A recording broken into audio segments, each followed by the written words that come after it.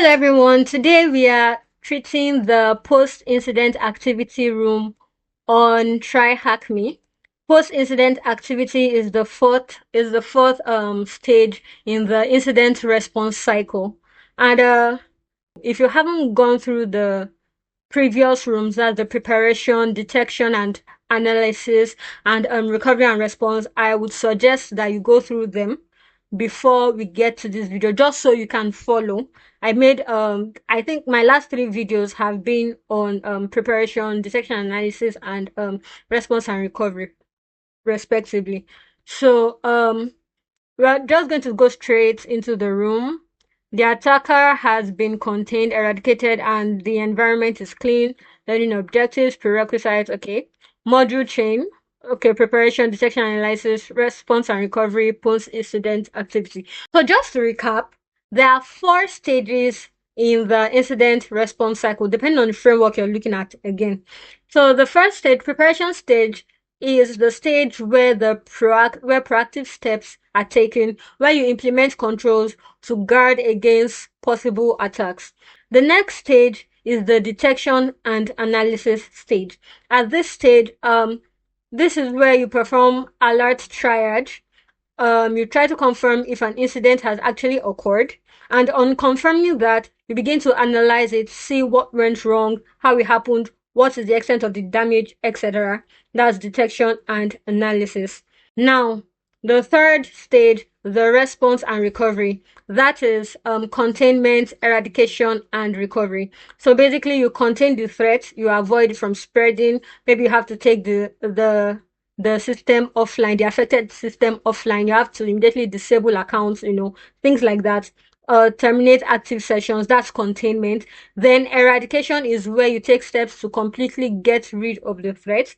And then recovery is where you try to restore systems to normal operation.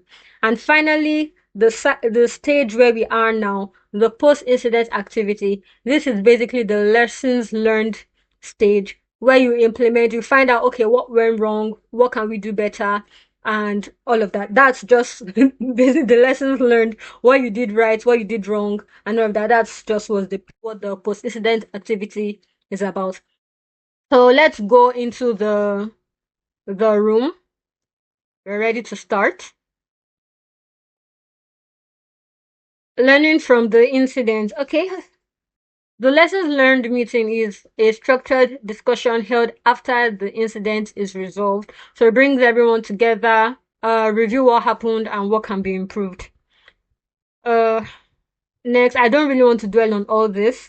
So what is the name of the structured decision held after an incident to review what happened and identify improvements? This is the lessons learned meeting. Our next question says, according to this framework, what phase does post-incident activity feed back into? It feeds back into the preparation stage, because you have to take the lessons learned and implement them to further prevent against a next attack. So preparation, that's how the cycle goes. So the answer is preparation. Okay. Reporting the incident. We have the executive summary and the technical summary. So the executive summary is the summary that you write for the CEO, legal counsel, and basically non-technical audience. So the executive summary contains what happened, business impact, how it was discovered and resolved, prevention and remediation. Now, the technical summary is the summary that you write for the IT team, basically the technical audience, like the IT team, incident response team, security engineers, and all of that. You present the full attack timeline, IOCs, matter, attack techniques, log evidence, root causes, detection gaps, okay? The key difference between both of them is executive summary is for non-technical audience. Technical summary is for technical audience. So please read through the notes. I wouldn't go through everything. But if you have questions, let me know in the comments. If you read and have questions, let me know in the comments. Now, this question says, What type of incident report is written for a non-technical audience, such as leadership and legal counsel? That's executive summary. Now, what type of report would contain specific IOCs, technique IDs, and exact timestamps? This will be the technical summary. Great. Strengthening the defenses. Uh, this basically covers false positive problem, alert fatigue, post-incident detection as a learning curve, and all of that. I'm not really going to go through all of that. Please read it on your own, but feel free to ask me questions. What term describes the situation where too many alerts are generated, causing an analyst to miss real threats? This is alert fatigue. The next question says, what Microsoft tool measures an organization's security posture across Microsoft 365 services? Microsoft Secure Score. Sorry. Now we're going to go into the lab. I think I already started my machine earlier. So you start your machine, give it a few minutes to load, 4 to 5 minutes. I would recommend 10 because 4 to 5 minutes, sometimes it still doesn't load in that time. So as soon as your machine is fully loaded, you click on this link to take us to Splunk. Okay, we're here. Splunk is open. Our index is IR. We also have to change the time frame to all time. Alright, we're good. So let's go to we're ready for practical tasks, yes. Now let's go to the questions. So, the attacker has now been contained and the environment is clean. This task will bring together everything discovered across the investigation into a post-incident review. We will document the key findings for a technical summary, map the attacker's behavior to the MITRE ATT&CK framework, assess the incident's business impact, and build detection rules to ensure this attack is automatically detected in the future. Some of these questions do not require Splunk. They test your understanding of what happened in the full investigation. The other ones will require you to go back to the logs to confirm specific values. Use the log sources, source types, and fields listed in Task 5 to build your queries where needed. Documenting the findings. The questions below represent the kind of findings that will appear in both the technical summary and the lessons learned report for the Nexus financial incident. Walk through them carefully. Together, they tell the complete story of the attack. The findings we document. Oh my god, I'm tired of reading. Anyway, the question here says, what was the initial attack vector used to compromise Laura Chen's account? Now, we already did this in the detection and analysis room. The answer is phishing. The next question says, after the victim entered their credentials on the phishing page, what security control would have prevented the attacker from gaining access? Please input the abbreviation of the term. I think we did this in preparation, detection and analysis, and the recovery and response rooms. So again, it's important that you check them out. The answer is MFA, by the way. It's important that you check them out. I'll put the links to those videos in the description.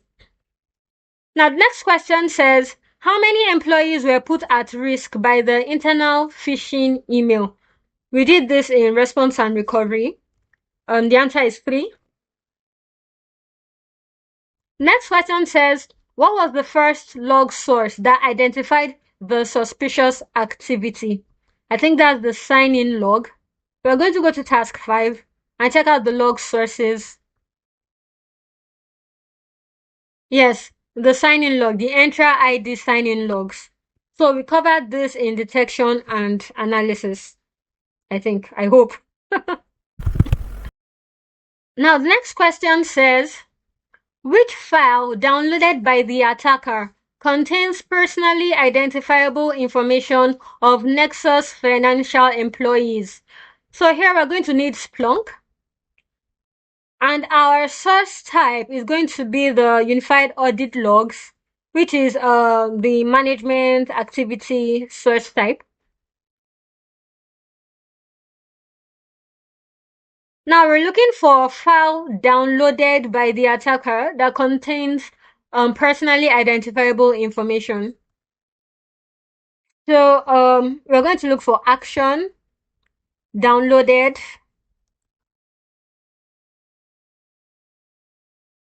That gives us 5 events. Now we're going to look for file name. We see 5 file names, but only one contains the PII, full employee PII data. So this is our answer. PII is personally identifiable information. Our next question says, for improving future detections, which operation is relevant to highlight for detecting suspicious inbox rule creations? Now, we did this in the detection room and also the response and recovery room. The answer is new inbox rule. And this question says, for improving the future detections, which field in the Entra ID logs can be used to detect authentications coming from unusual countries? The Entra ID logs, that means we're going to change our source type. Our source type is going to be the sign-in source type.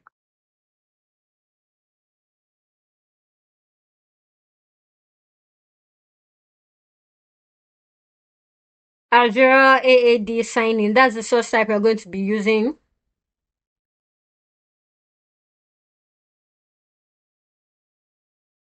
And we're looking for, I forgot the question.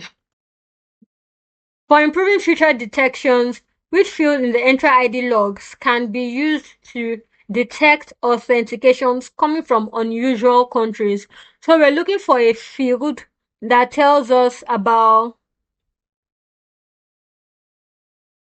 location. Okay, so location, country, or region. I think this will help us detect traffic coming from unusual countries. So the answer is this: location, country, or region.